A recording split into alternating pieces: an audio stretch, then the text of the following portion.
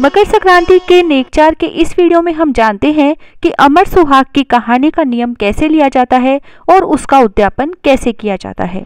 अमर सुहाग की कहानी का नियम एक संक्रांति से अगली संक्रांति तक लिया जाता है, लेकिन यदि आपके लिए रोजाना इतने दिन कहानी सुन पाना संभव नहीं है तो आप हर महीने की संक्रांति का नियम ले सकते हैं या फिर सवा महीना या 7 दिन का नियम भी ले सकते हैं, लेकिन कोशिश करें कि जो प्रण आप पहले दिन ले रहे हैं उसे पूरा करें।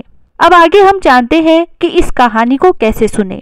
इस कहानी को सुनने के लिए एक पाटे पर थोड़े गेहूं और एक लोटा जल रखें, गणेश जी को विराजमान करें, गुड़ या बताशे रखें और फिर गणेश जी को तिलक करके मीठे का भोग लगाकर पाटे पर 14 बिंदी लगाएं और हाथ में 14 गेहूं के दाने लेकर अमर सुहाग की कहानी सुने, साथ में बिंदाई जी की कहानी सुने।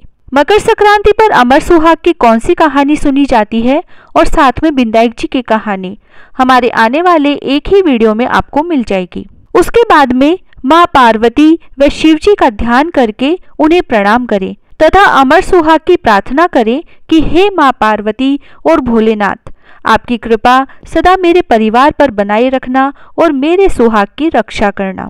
इस तरह से अमर सुहाग की कहानी सुनी जाती है। यदि आपने 365 सवा महीना या 7 दिन कहानी सुनने का नियम लिया है तो पहले दिन और उद्यापन वाले दिन इसी तरह कहानी सुने, बाकी दिन हाथ में गेहूं के दाने लेकर घर के मंदिर में बैठकर यह कहानी सुन सकते हैं। लेकिन यदि आपने केवल हर महीने की 14 तारीख यानी हर महीने की संक्रांति का नियम लिया है तो पूरी विधि से कहानी सुने। अमर सुहाग की कहानी का उद्यापन कैसे करें? उद्यापन के लिए 14 जगह हरे रंग के चूड़े के साथ एक एक बिंदी का पत्ता तथा कुछ मीठा या तिल के लड्डू रखें।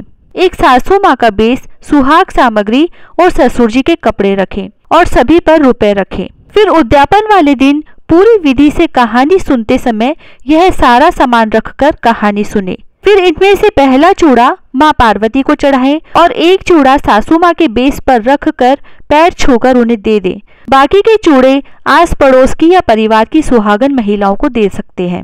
और यदि आप चाहें तो हर महीने कहानी सुनकर एक एक चूड़ा देते जाएं, जिसमें जिस मकर संक्रांति से आप शुरू कर रहे हैं उसका पहला चूड़ा माँ पार्वती को चढ़ाएं और अगली मकर संक्रांति पर उद्यापन वाले दिन सासू माँ को दे दे और बाकी के हर महीने कहानी में एक एक चूड़ा रखकर एक एक सुहागन महिला को देते जाएं।